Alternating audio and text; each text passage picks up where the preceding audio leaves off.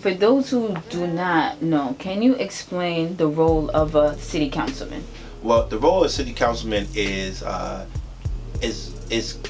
as complicated as people think it is. Even me, I'm becoming versed in what the duties of a council member is. Mm-hmm. But a council member essentially is the representative within the city that has a governance that is responsible for governance. Mm-hmm. And my governance happens to be the 42nd Council District, and it has approximately over 151,000 constituents. And what my job is to make sure that the quality of life, whether it be streets, there's no potholes in streets, to allocation of discretionary funding to nonprofits that help the community out, also to allocation of capital funding to help the building of affordable housing, or to help the upkeep of schools in our system. Mm-hmm. And also the passing of legislation that helps with us as people that live in the 42nd Council District have a better access to education, job opportunities, healthcare. So it's a whole gamut of things that we do. So it's kind of like, if you want to simplify it, it's like you're the mayor of a small portion of Brooklyn. So I'm the mayor. I will be the mayor of East New York, a little piece of Brownsville, a little piece of Canarsie, East Flatbush, and making sure that people are taken care of and all their needs. Definitely. I know you're from Brooklyn. Mm-hmm. And I want you to explain to us, like, what was it like growing up in Brooklyn in your era? Man, like, you could give it the real deal. I want. Right. Mm-hmm. The real deal is that I was born in 1980 in Brookdale Hospital, and I was born, raised, and still live in Brownsville. And Brownsville to this day has the worst reputation in Brooklyn, one of the worst. Mm-hmm. And the funny thing is that Brownsville and East New York, where I go sometimes, East Flatbush as well. They got better, but it's still not there yet. So could you imagine the 80s, how bad it was? It was crazy. Even in the 80s, I think it was the crack era. Yeah, it was the drugs. I grew up. I used to go to sleep at night counting the amount of bullets I heard. That was my lullaby. Everybody, like suburban kids, you count sheep, I count bullets. So I lived in Nehemiah home, so that area was safe.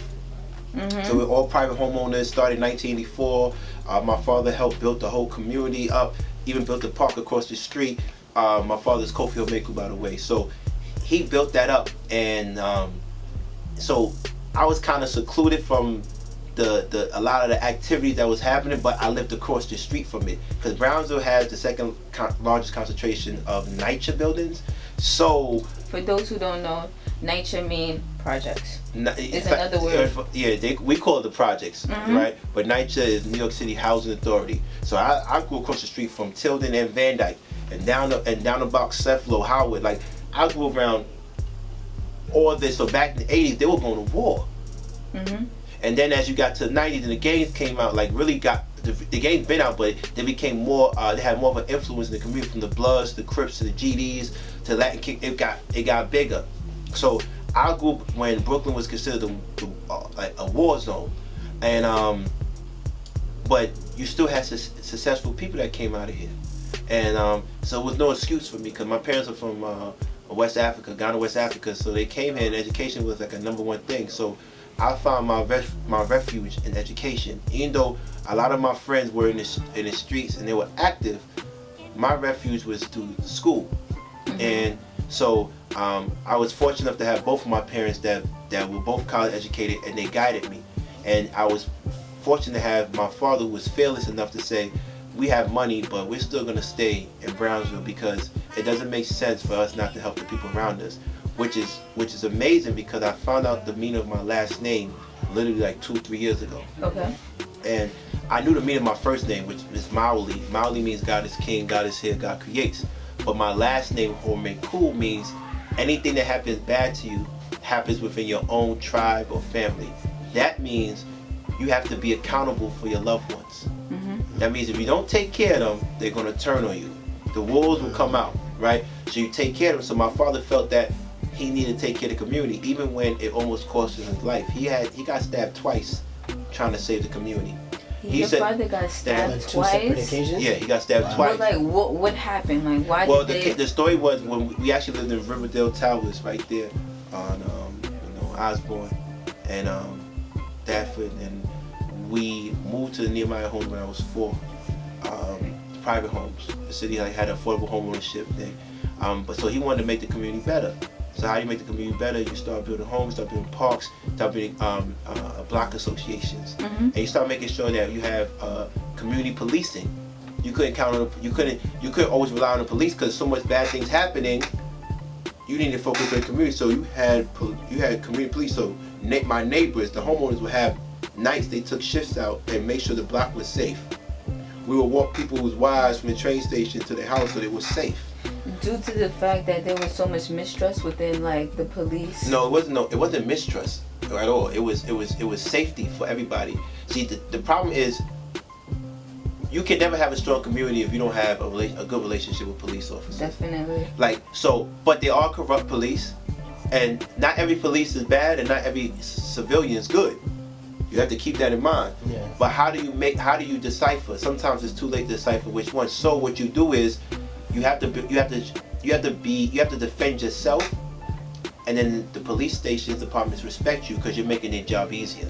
But I feel like certain police officers, they're already coming to you a little hostile. I really do feel like there are some police officers that are scared of black people, and that's when it comes between an issue. Like if you scared of black people, automatically. I remember a couple months ago, I got pulled over or whatever the case may be. He thought that I threw something out the window before he came and approached me. But he thought that I was gonna like be very disrespectful to him. So I was like, "Good evening, officer." Like his total his demeanor. Yeah, demeanor, his aura just turned all the way down because I know he already thought that I was gonna come at him very hostile. So if you're already coming into situation in a hostile way, right, it's gonna be an issue because now you're gonna feel like the individual's gonna feel like I gotta defend myself. Like he's not gonna talk to me crazy, and then the police officer's like I'm not gonna. You know what I mean? Well, that's one instance. In that instance, I agree with you. Because that was your personal experience.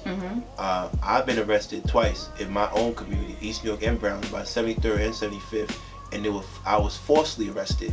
But they dropped the charges because, like I said, not every cop is bad.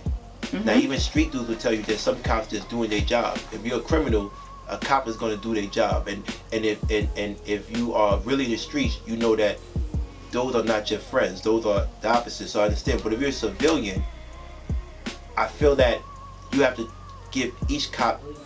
You can't judge everybody. You can't put everybody in one group and say every cop is bad because I was treated bad by one. You can't do that. Definitely. Like the same thing. Like somebody can't say every black person is a criminal because one black person robbed you. We have to stop that. And two, I believe that just like me, I personally became a politician because I got tired of complaining and assuming about what they do and who they are. So I think we need to have more young brothers and sisters. If you really want to change the way the police move, we need to have young brothers in there actually in office. In those positions. My best friend is a police officer, and my other best friend might be in the streets. Might, at the end of the day, yeah, might. I don't know. He might be in the streets, but what I do know at the end of the day is for you to change the system, you have to get into it. You can't be outside and say, okay, they're doing this, they're doing that. No, I don't like the way politicians are moving in my community, so I'm in it now. I'm in the race now. Because for me to seek change, no more complaining, more changing. And that's what I want to do, And I agree with you. What you've been through, I heard a lot of people say they come at you in a very demeaning way. But would they come at you in a demeaning way if they knew your struggle? Now, if you have cops that live in Long Island or different places, police officers in the inner city, of course they're going to be scared because they're not used to the mannerisms and the behavior of our people, right? But if you have people that grew up in that situation that were officers, it'll be less issues, right? It'll be less issues, hopefully, right? But then you got to think about it. What do you say about the people that stabbed my father twice and he was doing good for the community? What do you say to them? What do you say to them? It was the cops that came to help my father when he got stabbed. Definitely. You know how they respect the Chinese? Because if you come to any part of Chinatown and you want to violate, you got to pray that you get out of there before the cops come. You understand? I understand. We don't respect ourselves to demand the cops respect us. In my opinion, I think we have to say, hey, if the cops knew that if you go down Mother Gaston between Riverdale and Livonia and you mess with one of the homeowners, every homeowner is going to come outside. Nobody's going there. They won't mess with us. Yeah. Mm-hmm, But because we don't have that unity Which is lacking in in our community, you know, first of all, that was bars. That rhymed, right? If we don't have that, we're in trouble. We're in trouble. So I always like to. I'm more about self accountability than transferring liability. So I'm always before I blame anybody, I blame myself. So before I say yo, there's no jobs, I do everything possible to get a job. Then I'm like, if I can't do it, then I'm like, yo, there's something wrong here, right? Like even me, when I got out of school, this is honest truth, I had 3 degrees, and I couldn't get a job. Should be different. No. Right. So we know the struggle. Right. Trust me, you're not. Right. Like, So what happens is but then you start putting things together. And then it's like, okay, you can't get a job you want. You can get a job, but you can't get the job you want, or right. you feel like is what you required, or how your Right. pay salary should Right. be coming. Right. So then you gotta then say, okay, let me change my strategy up. I'm gonna get a job to support me until I get the job that I want. See, we as our generation, we need to there's 2 lions in the. You ever been to the New York Public Library on 42nd Street? That big one. No, I haven't. I haven't. I'm not gonna even lie. I just go to Elmont Library. Right, but those two libraries, and a wise man told me this by the name of Gary. In those 2 libraries, there's 2 lions, 2 lion statues, and the name of those 2 lion statues are patience and fortitude. So if we don't leave with anything after this interview, remember the 2 lions at the big library, a beautiful library in the heart of New York City. The names of those lions are patience and fortitude. Okay. Lions are the kings of the jungle. You need, and actually lioness are the kings of the jungle because lioness do most of the work. They hunt, they take care of the babies. The lions just sleep and protect. That's the honest truth. They're patient and they have fortitude. And I think our youth, once we learn that, we want it now. And we deserve it now. But once we learn that in regards to strategy, we will be the greatest group of youth that ever came through our nation. And that's why I consider myself a threat for any politician that's in New York City now, particularly Brooklyn, that's not who they say they are. Because I can expose them. I'm out in the open. You can check my records. I never hide about anything. I'm the same guy that got 3 degrees from the top school and went to Brooklyn Tech. You just say you got arrested twice. Got arrested twice, falsely arrested. I'm going through the same struggles, even though I have more degrees than most people that in my community. I'm going through the same struggles they're going through because I live here. So you can't expose me, and I walk the walk. I'm giving my own money back to my community. You saw the building I own, and I used the entire rental income to give kids scholarships. I use that money also for educational programs. I also make sure I hire kids in our community, because you can't tell somebody to stop doing something negative if you're not giving them money or giving them opportunity to do something different, right? So who at 37 in the political realm is doing that? No one. They just talk. What they do is they throw these little parties, pay for a little. Politicians love to party. Throw these little events, and just to say and take photo ops. Every time somebody gets shot in the community, they in front of the camera. You have to stop this. How about you stop it by having better educational systems? How about you stop it by giving people jobs, right? How about you stop it by making sure you take care of their housing situation? So we're not packed into one community, oversaturated with shelters, right? What are we doing? 62% of the population in Brownsville alone is headed by single female. That means broken homes, right?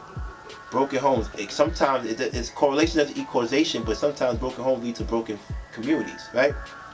10% of Brownsville have college degrees. College degrees, right? That's sad. 87% of the third graders cannot read on grade level.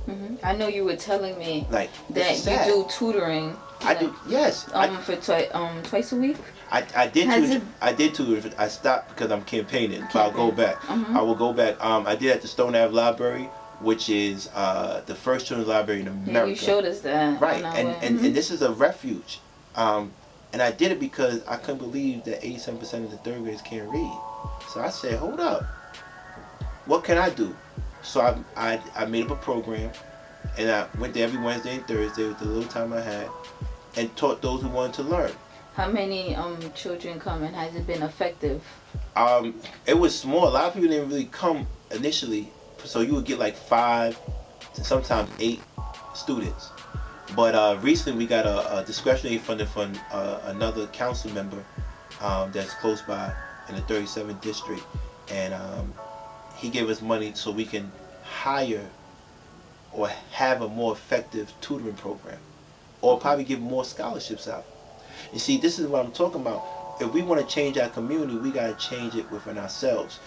The transformation has to happen from within. If you don't respect yourself, they're not going to respect you.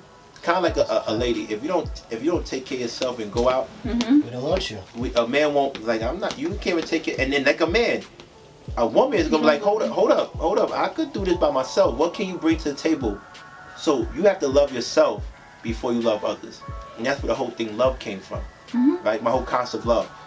Love yourself so others can love you. Legacy building. Start planning 50, 20 years in advance. Ownership. What can we buy? What business can we start so we can own our community? Vocation. We have to start getting professions. Now everybody could be a doctor, everybody could be a teacher, some people got to be construction. We got to get professions that bring in money, and then how you start at it, all that, you get education, right? But if you turn that around, those are the first 4 letters of evolution.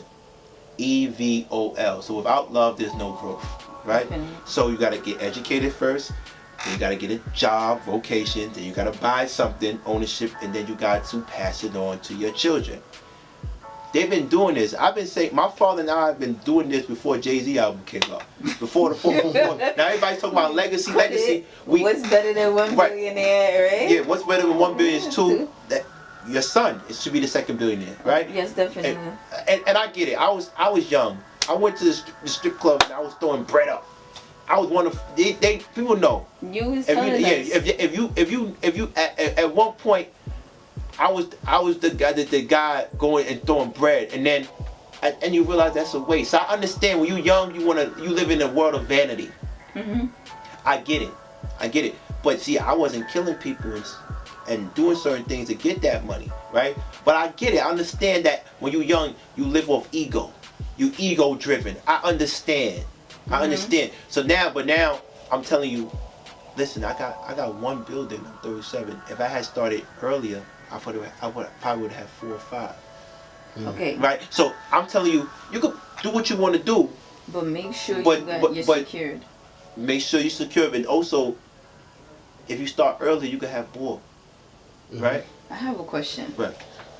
How did that come about? Like, what was the plan? Like, how did the owning buildings come about? Because granted, everyone is like ownership, but nobody is telling us exactly the steps on how to go about this. Right. You know what I mean? And yeah, I'll let you down, and I haven't. Go ahead. Right. Well, my father, I think the problem with our community, we don't pass on financial literacy at a young age. Our parents, especially my parents are immigrants, they're very secretive about their finances to their children. Definitely. And so, in other cultures, they teach you how to write a check. They take you to the bank. They let you know what's going on, because they know that how important having financial literacy or being aware of their finances is important to your survival and to the community survival.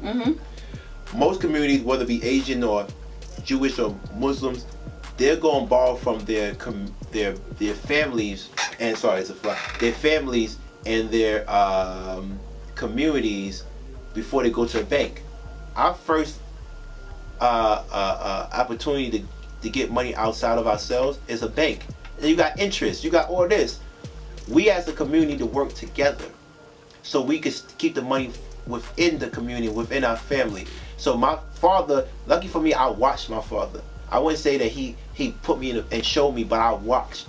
And I was lucky. He made the right decisions. And because he passed that legacy, he passed it down to me. Sorry. You can take that. No.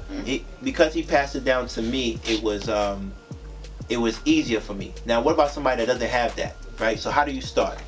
What you do is follow the rules. Simple. Get educated and get a job that's going to give you the salary you need to save up and get your credit right. Then you buy. What is the salary? What is the number? It depends on where you live. Okay. You can't compare. Like if you live down south, it's not the same price for a house that you would live in Philly. Let's just talk as if we're in New York. That's expensive. But we could talk about it. So if it's expensive, how is one supposed to get to that? Great question, and that's why I'm necessary. For the simple fact is, if you want to buy a house in New York now, and you want a decent house, a multi-family house. Building. It's gonna cost you $1 million. It's gonna cost you $1 million unless the building is messed up, and then you gotta fix it over. So it's still gonna cost you a couple of $100,000 just to fix it if you get it for cheap. So what do? You gotta have your money right, and you gotta have your credit right. But you just can't jump to a building. It doesn't work like that.